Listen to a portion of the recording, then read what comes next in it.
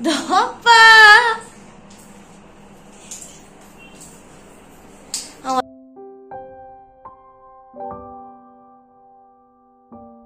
Good morning বন্ধুরা, welcome back to my channel Ankis blogs. আমি অঙ্কিতা নিয়ে চলে এসেছি আজকে একটা নতুন ভিডিও নিয়ে। আশা করছি আপনারা সবাই খুব ভালো আছেন, সুস্থ আছেন আর সচেতন আছেন। বাজছে এখন সকাল 8:30 আর এখন থেকে আজকের এই ব্লগটাকে স্টার্ট করছি। তো চলুন বন্ধুরা, বেশি কথা না বাড়িয়ে শুরু করে দিই আজকের এই ব্লগটাকে। এখন আমি আমার মামামের জন্য ব্রেকফাস্ট তৈরি করছি। তো আমাকে একজন কমেন্টে জিজ্ঞাসা করেছিলেন যে আমি ডালিয়াটা কিভাবে দিয়ে থাকি আমার বেবিকে। তো এটাই আমি আপনাদেরকে দেখাবো যে ডালিয়াটা দেখুন কতটা গোটা গোটা হয়। সেটা অনেক বেবিদের পক্ষে খাওয়া সম্ভব নয়, অনেক বাচ্চাদের হয়তো অভ্যাস হয়ে যেতে পারে। এক্ষেত্রে আমার মেয়ের কিন্তু অতটা অভ্যাস নেই, সেই জন্য আমি কি করি বলুন তো, একটু মিক্সারে জাস্ট 2 সেকেন্ড 3 সেকেন্ডের জন্য একটুখানি ঘুরিয়ে নিলে কি হয় দেখুন কতটা দানা দানাটা ভেঙে যায়, গুঁড়ো গুঁড়ো হয়ে যায়। একদম পাউডার নয়, একটু যে গোটা গোটা ভাবটা সেটা থেকে একটু কম হয়। এতে কি হয়, সুবিধা হয় বাচ্চাদের খেতে, মাড়ি দিয়ে চেবাতেও একটু সুবিধা হয়। সেই জন্য আমি একটু গুঁড়ো করে রেখে দিই এয়ারটাইট কন্টেনারে। এবারে এটাকে আমি কি করি, যখন ওর জন্য বানাই আর কি, তখনই ওখান থেকে নিয়ে 2 চামচ নিলাম, নিয়ে ভালো করে ওয়াশ করে ওর জন্য রেডি করে দিলাম। এইভাবেই আমি এটা বানিয়ে থাকি। হ্যাঁ, গোটা গোটা খাওয়ালে কি হয় বলুন তো, বাচ্চাদের অনেক সময় হজম করতে পারে না, ওই দানাগুলো অনেক সময় পটির সাথে বেরিয়ে যায়। আর এখানে আমি বলতে পারবো না যে এটা হয় কি না, কারণ আমার মামামের না এই জিনিসটা দেখিনি। যদি হয় তাহলে একবার এই জিনিসটা করে দেখতে পারেন, মানে এই প্রসেসটা করে দেখতে পারেন। আশা করছি আর ওই প্রবলেমটা হবে না, মানে হজম করতে পারবে না বা পটির সাথে বেরিয়ে যাবে। বাড়িতে থেকে থেকে একদম একঘেয়ে হয়ে গেছে। একটুখানি বললাম আমার হাজব্যান্ডকে যে আজকে সানডে, তুমি বাজারে যাচ্ছ যেকালে, আমিও যাই তোমার সাথে, আমারও ভিডিও করা হয়ে যাবে আর আমার একটু ঘোরাও হয়ে যাবে।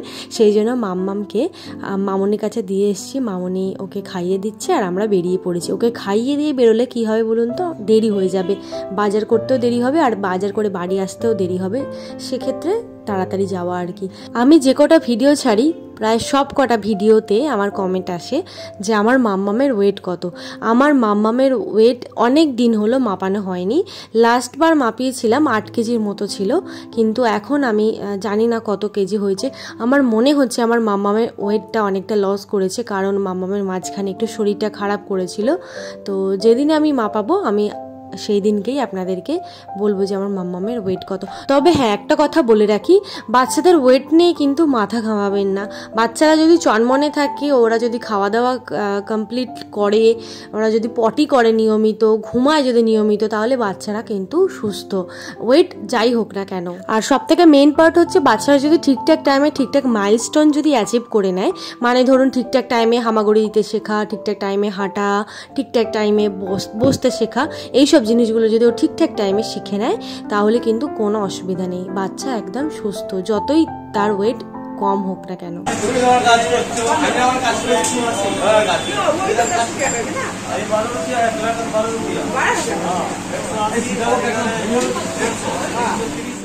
তো যাই হোক, বাড়ি চলে এসেছি। বাড়ি চলে এসে বাপিকে, আমার হাজবেন্ডকে, আমরা সবাই মিলে একসাথে ব্রেকফাস্ট করছি। এই পাউরুটি আর মিষ্টি অনেক দিন পর খাচ্ছি। অনেকদিন পর, সত্যি অনেকদিন পর।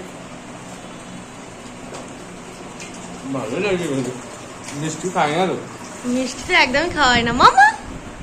তুমি তো মিষ্টি খাবে, তবে তুমি তো মিষ্টি খাবে। খাবে না মাম্মা, এটা তোমার জন্য নয় সোনা, তুমি একটু বড় হও খাবে। বলো, তুমি একটু বড় হও তারপরে খাবে। হ্যাঁ,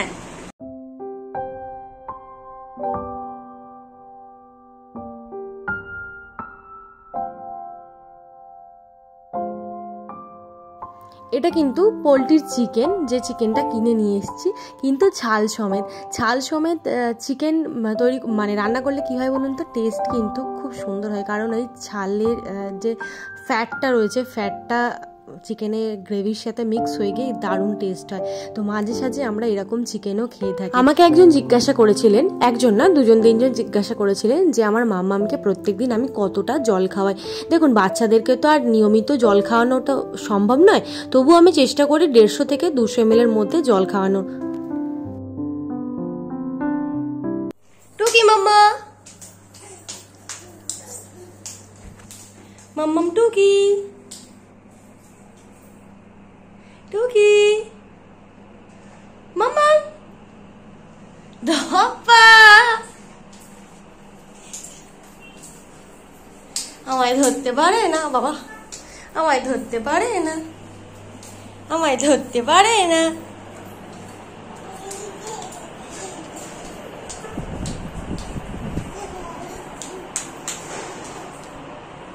চলে এসো।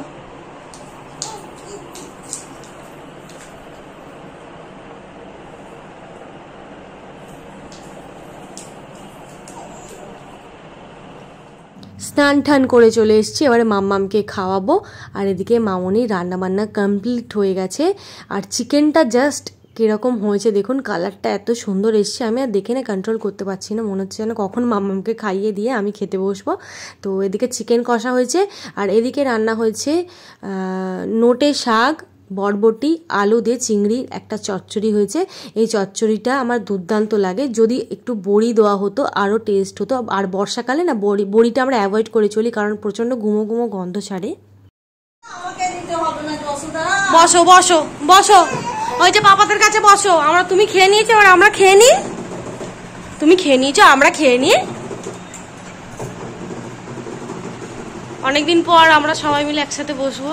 আমরা তো একদম বসাই হয় না, বাপি আর আমার হাজবেন্ড খেয়ে নেয়, আমি আর মামনি বসি।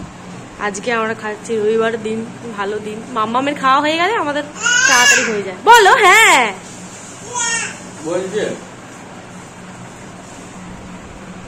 এই যে আমার ভাত, এখানে মামনের ভাত, আর এখানে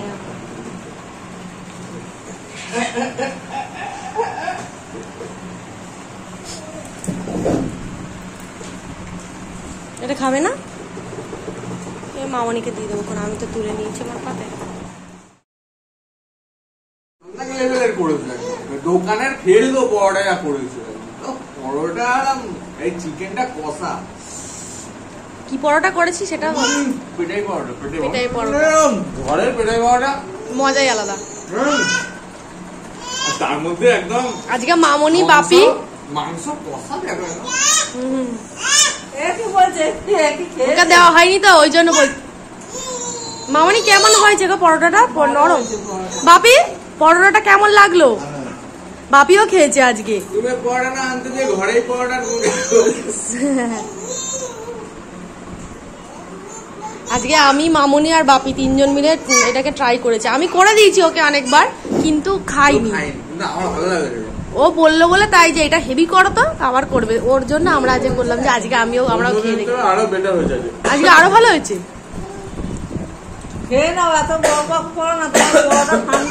সত্যি কথা, ভিডিও করার চক্করে আমার পরোটা ঠান্ডা হয়ে যাবে। তাহলে বন্ধুরা, ভিডিওটা এখানে শেষ করছি। আশা করছি আপনাদের ভালো লেগেছে। যদি ভালো লেগে থাকে তাহলে অবশ্যই লাইক করে দেবেন, কমেন্টে জানাবেন, আর আমাদের চ্যানেলটাকে প্লিজ সাবস্ক্রাইব করে দিতে ভুলবেন না। পাশে থাকা বেল আইকনটাকে প্রেস করে দিতে ভুলবেন না। তাহলে ফিরব নতুন ভিডিও নিয়ে। ধন্যবাদ, শুভরাত্রি।